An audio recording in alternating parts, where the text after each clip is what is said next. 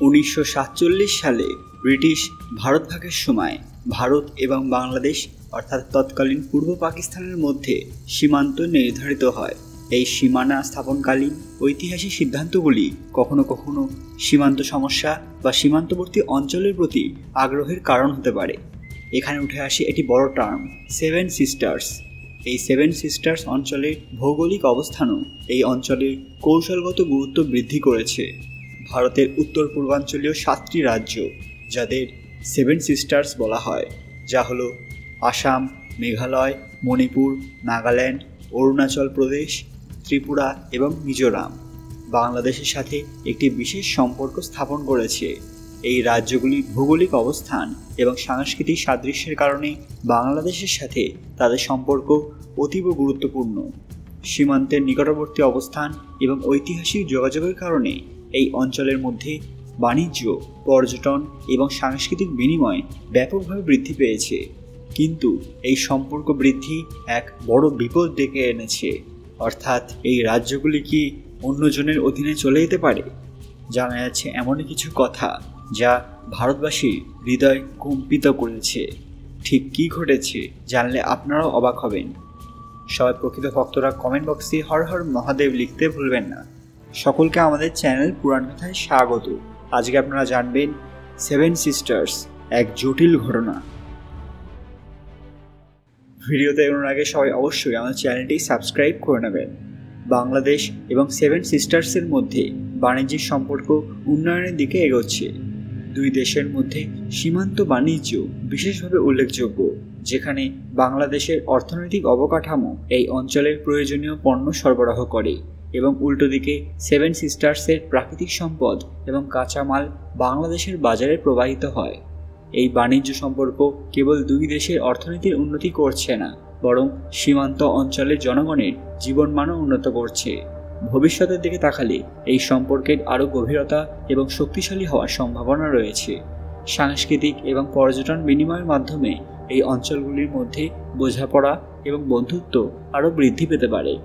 বাংলাদেশ এবং সেভেন সিস্টার্সের মধ্যে ঘনিষ্ঠ সম্পর্ক তাদের সাংস্কৃতিক ঐতিহ্য এবং ঐতিহাসিক লিঙ্কগুলিকে শক্তিশালী করবে। অতীতে এই অঞ্চলে নিরাপত্তা এবং রাজনৈতিক চ্যালেঞ্জ ছিল, কিন্তু আগামী দিনে উন্নত পরিকাঠামো, সীমান্ত ব্যবস্থাপনা এবং পারস্পরিক সহযোগিতার মাধ্যমে এসব সমস্যার সমাধান করা সম্ভব। দুই দেশের সহযোগিতা বিশেষভাবে গুরুত্বপূর্ণ হতে পারে কৌশলগতভাবে, বিশেষ করে উন্নয়ন প্রকল্প এবং নিরাপত্তা সংক্রান্ত বিষয়ে। সার্বিকভাবে সেভেন সিস্টার্স এবং বাংলাদেশের সম্পর্কের ভবিষ্যৎ উজ্জ্বল মনে হচ্ছে। উজ্জ্বল বাণিজ্যিক সম্পর্ক, সাংস্কৃতিক বিনিময় এবং সহযোগিতার মাধ্যমে এই অঞ্চল দুই দেশের জন্য একটি সমৃদ্ধ এবং স্থিতিশীল ভবিষ্যৎ নিশ্চিত করতে সক্ষম হতে পারে।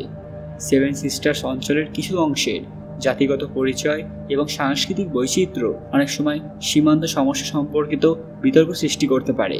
বাংলাদেশের কিছু সীমান্তবর্তী এলাকায় অভ্যন্তরীণ জাতিগত সমস্যাগুলির কারণে হয়তো কিছু মতামত বা কল্পনার উদ্ভব হতে পারে।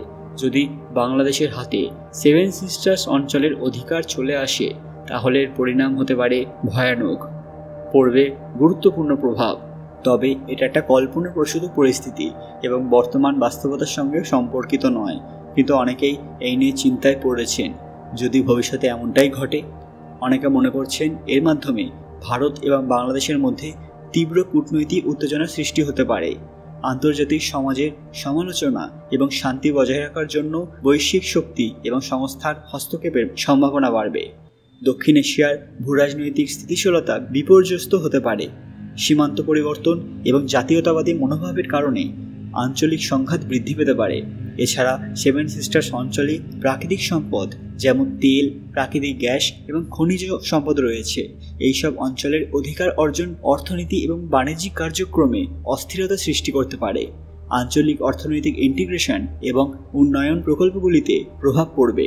তাছাড়া এই অঞ্চলকে বাংলাদেশের সঙ্গে যুক্ত করতে ব্যাপক বিনিয়োগ এবং অবকাঠামো উন্নয়নের প্রয়োজন হবে। বিদ্যমান বৈষম্য দূর করা এবং প্রশাসনিক কার্যক্রম পরিচালনায় চ্যালেঞ্জ আসবে। এত সব দিক অনেকে চিন্তা করে ফেলেছেন। কারা? বাংলাদেশের অনেকে। তবে ভারত কি সেটা হতে দেবে? না, একবারেই না। তবে ধীরে ধীরে যে পরিস্থিতি উৎপন্ন হচ্ছে তা ভারত এবং বাংলাদেশের মধ্যে সামরিক উত্তেজনা বৃদ্ধি করতে পারে, যা সীমান্ত অঞ্চলের সংঘাত এবং নিরাপত্তা সমস্যার সৃষ্টি করতে পারে। নতুন সীমান্তের নিরাপত্তা ব্যবস্থা কঠিন হয়ে যাবে এবং সম্ভাব্য সীমান্ত সংঘাত বা সন্ত্রাসী কার্যকলাপের বিরুদ্ধে প্রতিরোধ ব্যবস্থা গড়ে তোলার প্রয়োজন হতে পারে। ফলে অনেকেই এ নিয়ে চিন্তায় পড়ে গিয়েছেন। সত্যি কি বাংলাদেশের চোখ যাবে সেভেন সিস্টার্সের প্রতি, নাকি তার আগেই ভারত এদেরকে আটকাতে সক্ষম হবে? আপনাদের মূল্যবান মতামত কমেন্ট বক্সে অবশ্যই জানাবেন।